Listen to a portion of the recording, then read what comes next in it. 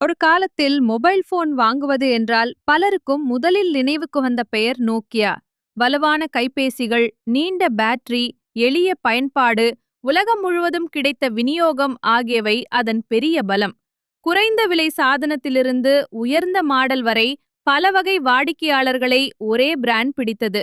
ஆனால் இந்த வெற்றி உருவான சந்தையின் மையம் ஹார்ட்வேர். எந்த வடிவம், எந்த விலை, எவ்வளவு வலிமை என்பதே முக்கியமான கேள்விகள். பின்னர் ஸ்மார்ட் போன் வந்தபோது போட்டியின் மையம் மென்பொருள், செயலிகள், தொடுதிரை அனுபவம், டெவலப்பர் சூழல் ஆகியவற்றுக்கு மாறியது. சந்தை என்ன வாங்குகிறது என்பது மட்டுமல்ல, மக்கள் ஒரு சாதனத்தில் தினமும் என்ன செய்கிறார்கள் என்பதே புதிய போர்க்களமாகியது. ஸ்மார்ட் போன் மாற்றம் ஒரு புதிய திரை அளவு அல்லது நல்ல கேமரா என்ற அளவில் மட்டும் இல்லை. பயனர் வாங்கிய பிறகும் புதிய செயலிகளை சேர்க்க முடியும். சேவைகள் தொடர்ந்து மேம்படும். கணக்கு மற்றும் தரவு பல சாதனங்களில் இணையும் என்ற முழு சூழல் உருவானது. ஆப்பிள் தனது சாதனம், மென்பொருள், செயலி கடையை ஒருங்கிணைத்தது. ஆண்ட்ராய்ட் பல உற்பத்தியாளர்களுக்கு ஒரே தளத்தை வழங்கி வேகமாக பரவியது. நோக்கியாவின் சிம்பியன் பெரிய பயனர் அடித்தளத்தை கொண்டிருந்தாலும் ஒரே மாதிரியான நவீன தொடுதிரை அனுபவத்தை விரைவாக வழங்குவது சிக்கலானது. நிறுவனம் பல விலைத்தரங்களில் பல சாதனங்களை நிர்வகித்த பழைய திறனில் வலுவாக இருந்தது. ஆனால் டெவலப்பர்கள் எளிதாக உருவாக்கும் ஒருங்கிணைந்த தளத்தின் வேகம் புதிய அளவுகோலாக மாறியதை முழுமையாக பிடிக்க தாமதமானது. நோக்கியா தொழில்நுட்பம் இல்லாத நிறுவனம் அல்ல. அதற்கு பல மென்பொருள் முயற்சிகள், ஆராய்ச்சி, காப்புரிமைகள், திறமையான பொறியாளர்கள் இருந்தனர். பிரச்சனை அந்த வளங்களை ஒரே தெளிவான பயனர் அனுபவமாக வேகமாக மாற்றுவதில் இருந்தது.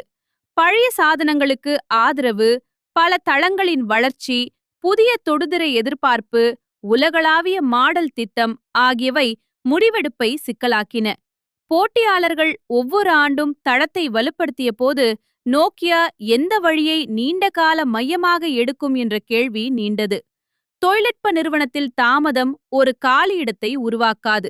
அந்த நேரத்தில் வாடிக்கையாளர்கள், செயலி உருவாக்குனர்கள், கூட்டாளிகள் வேறு சூழலுக்கு பழகிவிடுவார்கள். பின்னர் நல்ல சாதனம் வந்தாலும் அவர்கள் திரும்புவதற்கான காரணம் மிகவும் வலுவாக இருக்க வேண்டும்.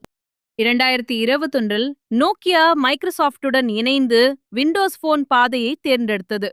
நோக்கியாவின் 2020 ஆண்டு அறிக்கை இந்த கூட்டணி கடுமையான ஸ்மார்ட் போன் போட்டியில் நிலையை வலுப்படுத்தும் முயற்சி என நினைவுபடுத்துகிறது.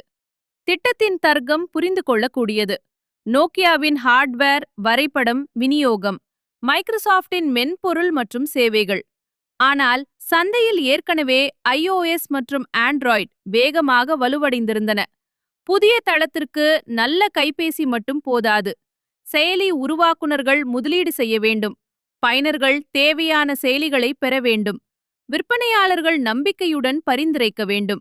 இந்த வட்டம் மெதுவாக இயங்கியதால் சாதனங்கள் பாராட்டை பெற்ற இடங்களிலும் மொத்த சூழல் போதிய வேகத்தில் வளரவில்லை. பந்தயம் சரியான நேரத்தில் போதிய அளவை அடையவில்லை. 2013 செப்டம்பரில் அறிவிக்கப்பட்ட ஒப்பந்தத்தின் பின்னர் 2014 ஏப்ரல் 25இல் நோக்கியா தனது டிவைசஸ் அண்ட் சர்வீசஸ் வணிகத்தின் பெரும்பகுதியை மைக்ரோசாஃப்ட்டுக்கு விற்றது.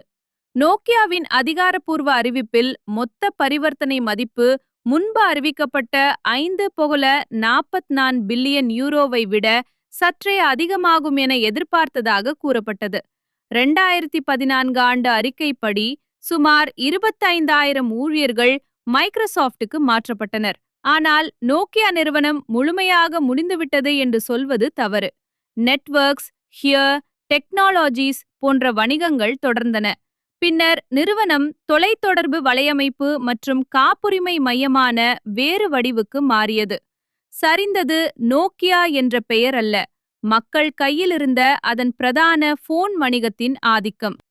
நோக்கியா கதையை ஒரே நபரின் தவறு அல்லது ஒரே மோசமான போன் என்று சுருக்குவது எளிது. ஆனால் உண்மை பல அடுக்குகள் கொண்டது. சந்தை ஹார்ட்வேரிலிருந்து மென்பொருள் சூழலுக்கு மாறியது. பல திட்டங்கள் ஒரே திசையாக விரைவில் மாறவில்லை. போட்டியாளர்களின் செயலி வட்டம் வலுப்பட்டது. மைக்ரோசாஃப்ட் கூட்டணி தாமதமாக மூன்றாவது சூழலை கட்ட வேண்டிய கடினப் பணியை எடுத்தது. இதற்குள் பயனர் பழக்கம் மாறிவிட்டது. மிகப்பெரும் இதுதான், தற்போதைய வாடிக்கையாளர்கள் உங்களை நேசிப்பது, அடுத்த தொழில்நுட்ப மாற்றத்திலும் அவர்கள் தானாகவே இருப்பார்கள் என்ற உத்தரவாதம் இல்லை. ஆதிக்கம் இருக்கும்போதே புதிய வருமானம் பழைய தயாரிப்பை பாதித்தாலும் முயற்சி செய்ய வேண்டும். இல்லையெனில் போட்டியாளர் அதையே செய்து சந்தையின் விதியை மாற்றிவிடுவார். போன் பிசினஸ் விற்பனை. நோக்கியா கதையின் முடிவு இல்லை. அதிகாரப்பூர்வ வரலாறு. Devices transaction. பிறகு நிறுவனம். நெட்வொர்க்ஸ். ஹியர் நோக்கியா டெக்னாலஜிஸ் என்ற 3 வணிகங்களுடன் தொடர்ந்ததை சொல்கிறது. பின்னர் ஹியர் விற்கப்பட்டது. 2016இல் ஆல்கட்டல் லூசன்ட் அக்விசிஷன் முடிந்து நெட்வொர்க் இன்ஃப்ராஸ்ட்ரக்சர் மையம் மேலும் பெரிதானது. இதனால் நோக்கியா சரிந்தது என்ற ஹெட்லைனுக்கு ஒரு முக்கிய திருத்தம் தேவை.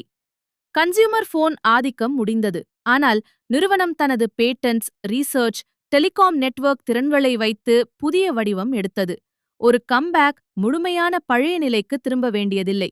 சந்தை மாறிய பின் எந்த அசெட்ஸ் இன்னும் மடிப்பு கொண்டவை, எந்த பிசினஸை விட வேண்டும், எதில் ஸ்கேல் தேவை என்பதை தேர்ந்தெடுப்பதே ரீஸ்ட்ரக்சரிங். நோக்கியா பெயர் இன்று போன் நாஸ்டால்ஜியாவையும் நெட்வொர்க் டெக்னாலஜியையும் ஒரே நேரத்தில் குறிக்கிறது. அந்த இரண்டின் பிசினஸ் பாறைகள் வேறு.